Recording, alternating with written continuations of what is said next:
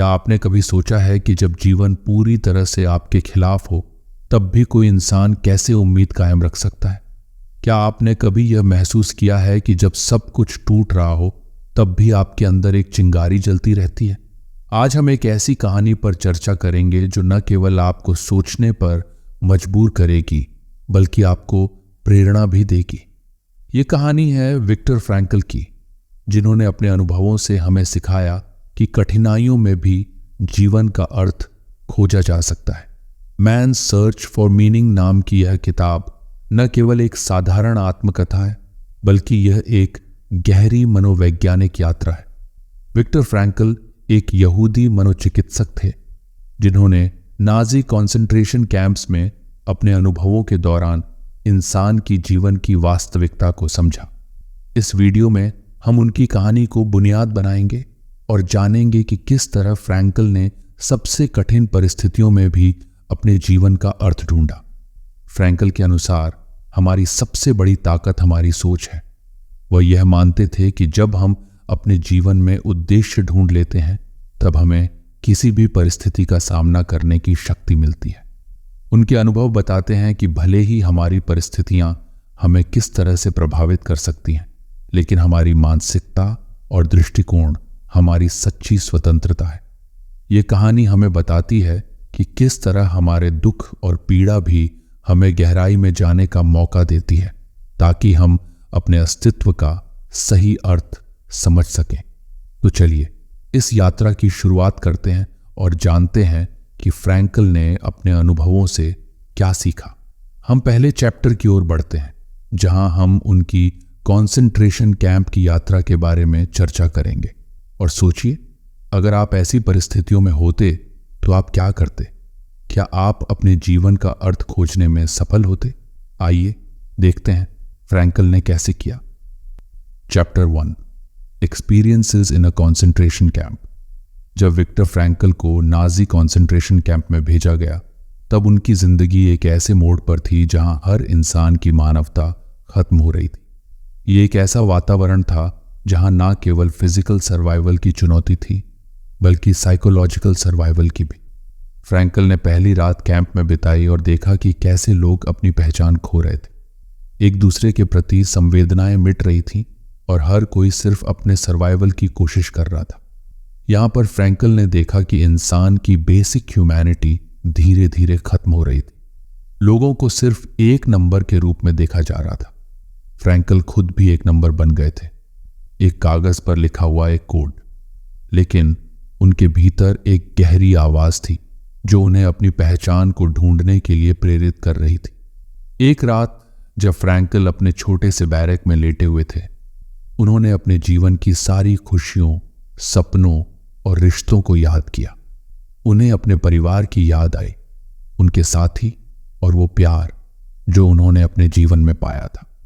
इस याद ने उन्हें यह एहसास दिलाया कि भले ही वह कितनी भी बुरी परिस्थिति में है, उनके भीतर एक चिंगारी है, एक उम्मीद की किरण।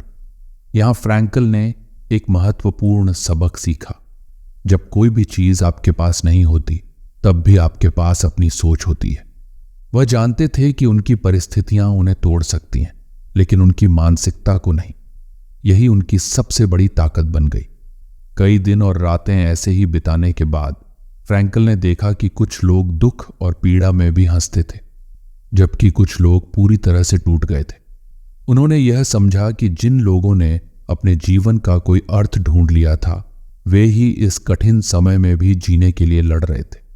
अंत में फ्रैंकल ने यह निष्कर्ष निकाला कि हमारे दुख का सामना करना हमारे हाथ में है, और जब हम अपनी सफरिंग को एक मीनिंग देते हैं तब हम उस सफरिंग को सहन करने की ताकत पा लेते हैं। ये चैप्टर हमें यह सिखाता है कि जब हमें सब कुछ खोने का डर हो तब भी हमारे अंदर एक ऐसी शक्ति है जो हमें अपने जीवन का अर्थ खोजने में मदद कर सकती है। लेकिन फ्रैंकल ने अपनी इस सोच को कैसे आगे बढ़ाया? आगे की चैप्टर्स में हम जानेंगे कि उन्होंने लोगोथेरेपी का क्या सिद्धांत बनाया और कैसे यह सिद्धांत हमें जीवन में मीनिंग खोजने में मदद कर सकता है। Chapter 2, logotherapy in a nutshell. Viktor Frankl ने अपनी किताब मैन्स सर्च फॉर मीनिंग में एक महत्वपूर्ण सिद्धांत प्रस्तुत किया है जिसे वे लॉजोथेरेपी कहते हैं। लॉजोथेरेपी का अर्थ है मीनिंग सेंटर्ड थेरेपी, यानी कि वह मानसिकता जो हमें अपने जीवन में अर्थ खोजने की प्रेरणा देती है। फ्रैंकल का मानना था कि जीवन का सबसे बड़ा उद्देश्य खुशी नहीं है, बल्कि यह जानना है कि हमारा जीवन किस अर्थ से भरा हुआ है। यह विचार बिल्कुल अलग है, क्योंकि अधिकांश लोग खुश रहने के लिए संघर्ष करते हैं, जबकि फ्रैंकल हमें यह सिखाते हैं कि अगर हमारे पास जीवन का अर्थ है तो हम किसी भी परिस्थिति में खुश रह सकते हैं। लोगोथेरेपी का मुख्य सिद्धांत यह है कि जब हम अपने जीवन में किसी उद्देश्य को समझते हैं तो हमारी कठिनाइयां और संघर्ष हमें कमजोर नहीं कर पाते। इस सिद्धांत के अनुसार हम अपनी परिस्थितियों के द्वारा निर्धारित नहीं होते, बल्कि हमारी सोच और दृष्टिकोण हमें प्रभावित करते हैं। फ्रैंकल ने अपने अनुभवों के आधार पर यह सिद्धांत विकसित किया।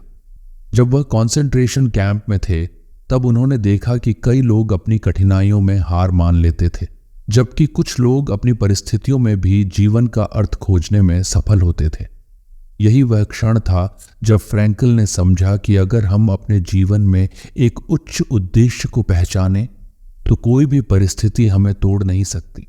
फ्रैंकल ने एक उदाहरण दिया जिसमें उन्होंने बताया कि लोग अक्सर खुशी की तलाश में होते हैं, लेकिन जब वे अपने जीवन में एक निश्चित अर्थ ढूंढते हैं तो वे अधिक संतोषजनक और समृद्ध अनुभव प्राप्त करते हैं। उदाहरण के लिए, जब एक व्यक्ति अपने परिवार के लिए काम करता है या समाज की भलाई के लिए संघर्ष करता है तो उसे खुशी की तुलना में एक गहरी संतोषजनकता मिलती है।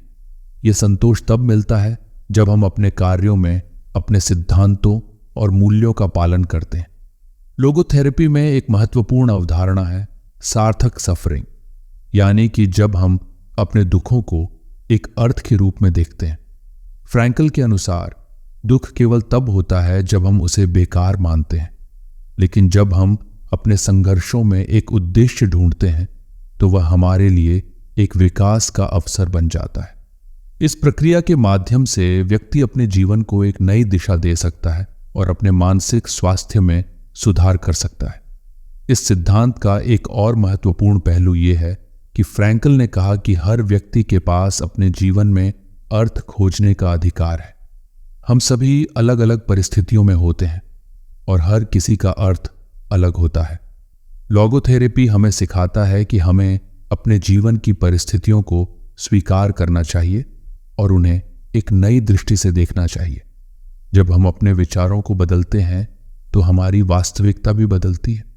फ्रैंकल की लोगोथेरेपी हमें यह सिखाती है कि जब हम अपने जीवन का अर्थ खोजने में सफल होते हैं तो हम अपने दुखों को भी एक नए तरीके से देख सकते हैं। यह हमें अपने जीवन में शक्ति और उद्देश्य देता है, जिससे हम किसी भी कठिनाई का सामना कर सकते हैं।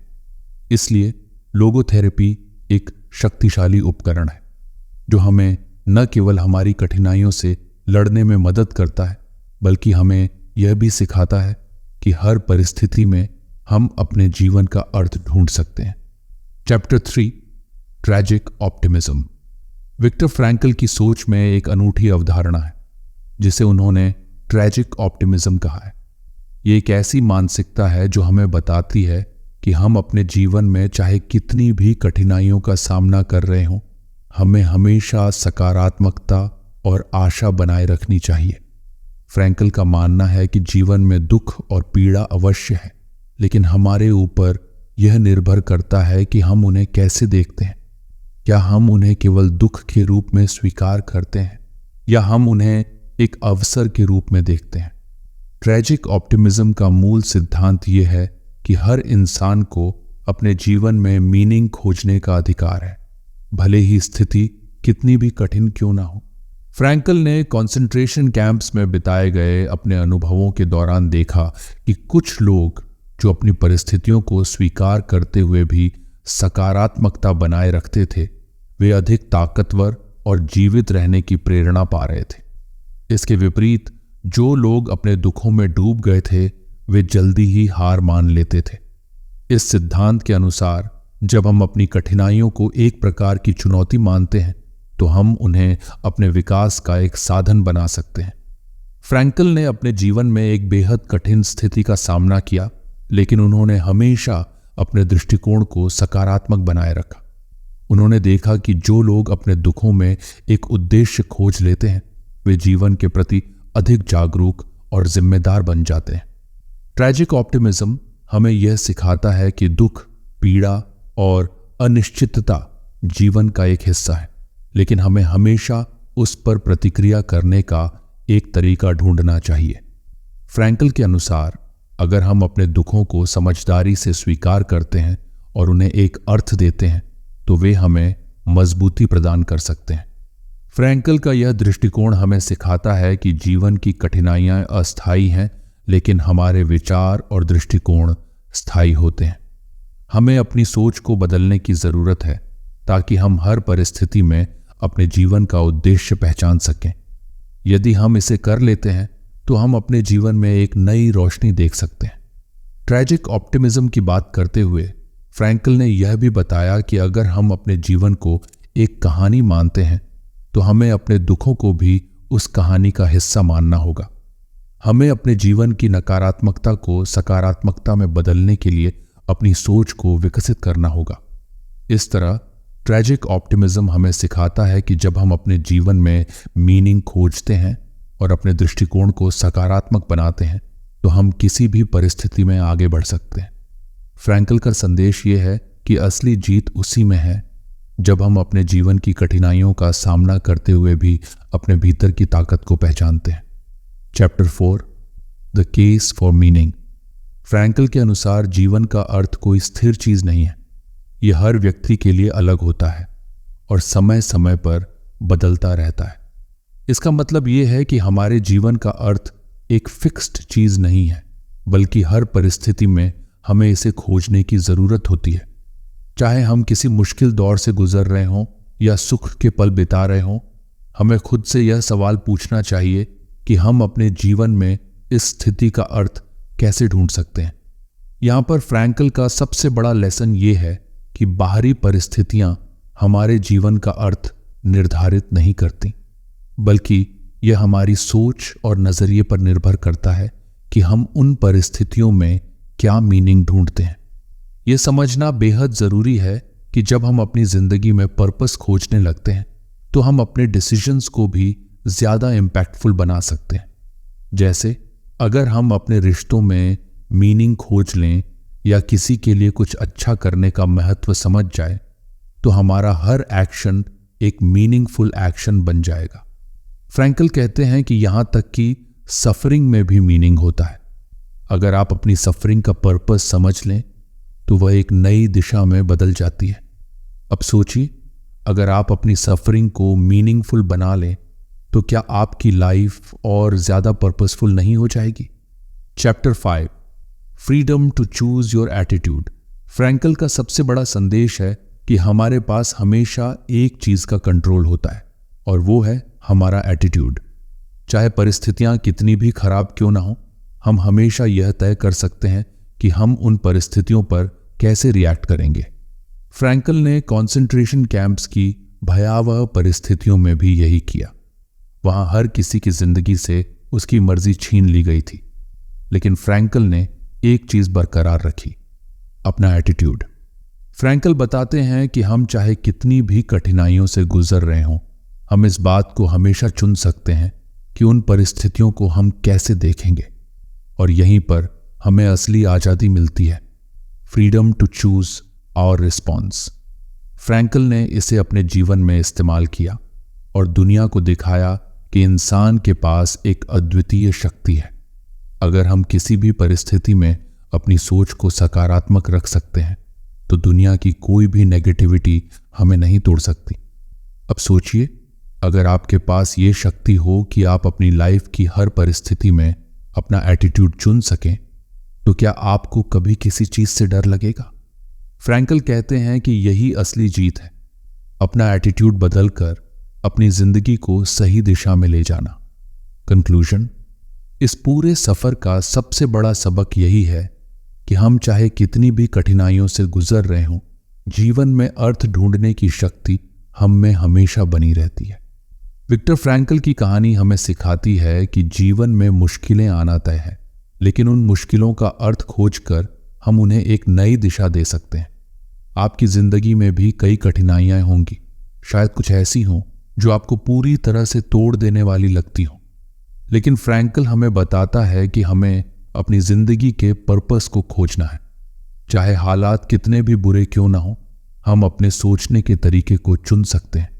अब सवाल यह है कि क्या आप आज से अपने जीवन में मीनिंग ढूंढने की शुरुआत करेंगे? क्या आप हर मुश्किल में पर्पस खोज पाएंगे और अपनी फ्रीडम को एम्ब्रेस कर पाएंगे? ये सफ़र आसान नहीं है, लेकिन अगर आपने इसे अपना लिया तो आपकी ज़िंदगी का हर कदम मीनिंगफुल हो जाएगा।